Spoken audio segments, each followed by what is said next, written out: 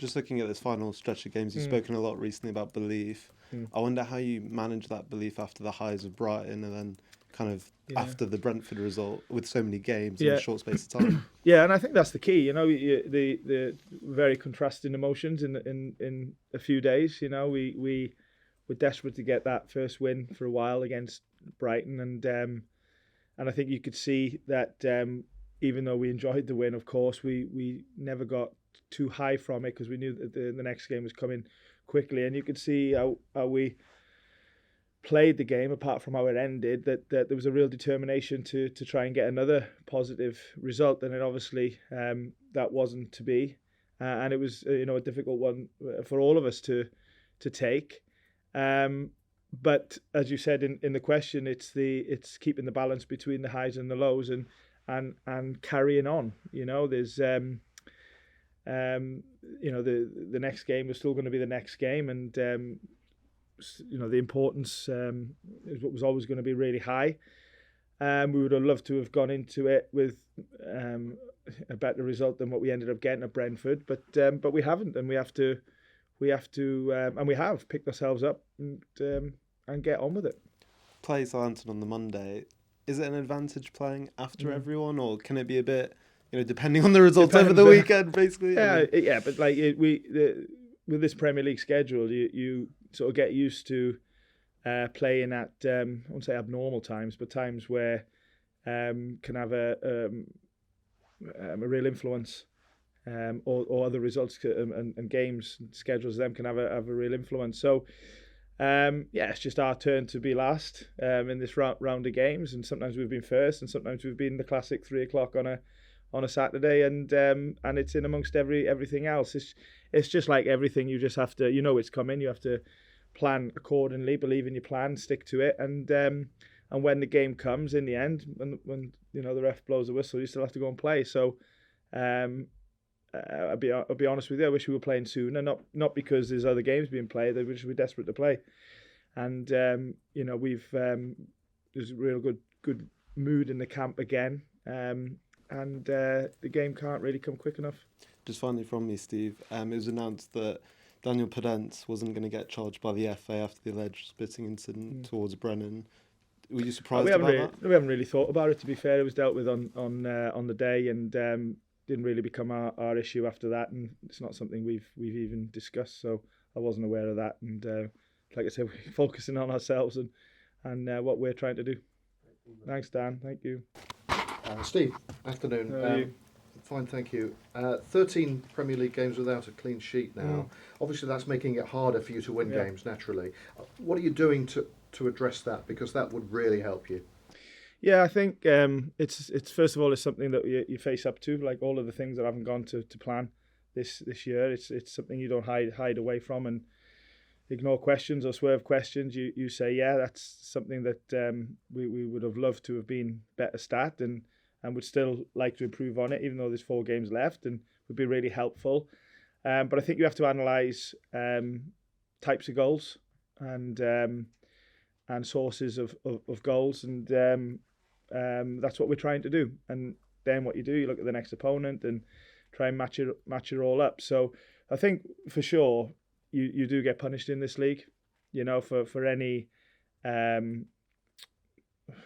mistakes, any not being perfect in doing something, talking about conceding goals, so defending, the chances of the coming back to punish you is a lot higher than any other league, I think. So they're just constant reminders that we have to be, at our very best as much as we can, and if we do that, we like you said, you give yourselves the best chances of getting the results. And when we have had positive results this year, that's been the case. So like everything else, we just got to keep going. We've got to keep believing. We're at home in the next game. Everybody knows that the atmosphere that we've had and even the positivity that we're really grateful to, and it's been a massive help how the supporters have been this year, because it can be and often is very different. But for us, we are always looking forward, learning along the way, not hiding away from things we haven't done well, but always trying to rectify as much as we can to continue to improve. And improving next up is against Southampton at the City Ground, which we know will be the atmosphere that we need, and we've got to do our pitching, do our part on the pitch in terms of creating our own atmosphere on there, and that's where the focus is. Of course, you found a way to win against Southampton back in January, was it? What do you take from... a lot's happened since then. About 3 years ago. Yeah. What do you take from that, maybe, that you can make to work in your advantage again? Yeah, I think a lot of things are different for both teams, and the obvious is home and away. So no, I wouldn't say we're looking at that too much. I think it's more about the present. It's more about the context of the situation, where the team's at, and what we want to do in the game. And not really looking back at that at all, really. Sam Allardyce has joined the fray. One of your rivals. They're obviously hoping there's that new manager bounce, so it may yet have an impact on you. Have you got any thoughts about his return at this late stage? Well, I think like you're right. They are a rival at the moment amongst some other teams as well, and of course we'll all have an impact on each other in terms of what we all do. But what we're just focusing on is ourselves, and in the end, that's going to determine where we end up, as will all the other teams around us, and even the teams in different parts of the league. We're all still in a position really where we can look after our own business, and that will be the most important thing on final results. So there's enough to focus on internally, and that's what we are doing. Although he is a big presence, isn't he, in lots of ways, and he's not been backwards in coming forwards to express his faith in his own abilities, shall we say. I mean, have you got any thoughts about what he brings to the party, as it were? Well, like I said, we're focused on ourselves. I have respect for every manager, and I have to say particularly the ones who have been doing it for so many games and years, because I having done it for a few years myself now, and I'm trying to understand what it takes. The guys who have done it over a long period of time is at any level, by the way, you'll only get respect from me. However, my focus and our focus here is on us, on Nottingham Forest, on the next game, one of 4 that we are determined to do really well in, and that's the only thing I'm thinking about. Last one from me. Obviously, we're very aware of the difficulties you've had away from home. Does it therefore put an added burden, an added pressure on these home games? I mean, you've risen to that challenge numerous times. No, it doesn't. It's never a burden. It's never a burden to play at the City Ground. It's always an honour and a privilege to be part of what the home game at the City Ground is, and to think that we're there when games are even more important is something that we have to relish and be proud to be part of. I've been lucky enough now, even though I've only been here 18 months, we've had some big games there last season and this season, and what's been brilliant so far is that everybody in the stadium has risen to the challenge.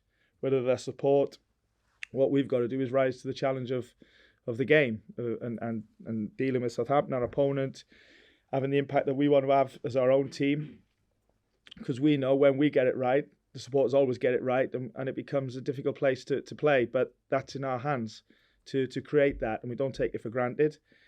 You've already said we've had much more positive results at home than away, but we don't take it for granted. We don't think it's just going to happen, because all of them positive results has been really well earned, but it hasn't been through the lack of support, because it's been incredible. And even in the games where we've been fighting back and trying to get results, if anything, in the more difficult games at home, the support has been even better, and we're lucky that that's the case. So we'll do our very best to honour that, and to make sure that that we make the fans proud. All the very best. You too. Thank you. Hi, Steve. I just wondered, we touched on the context there. We touched on it being at home. We touched on there being 4 left. When you look at those 4, is this the match you've got to target? It's the next match, and I think there's been a lot of said about a must-win game.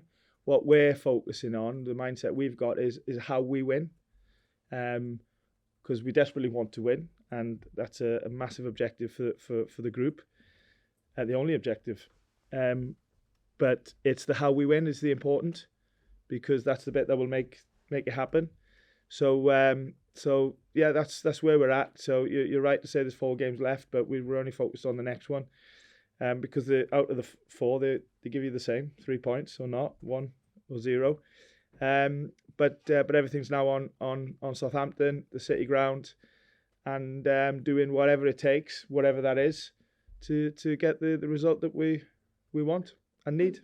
You joke there that January feels like about 3 years ago. Have you felt these last few months aging you? It was a joke, so don't look into it too much. But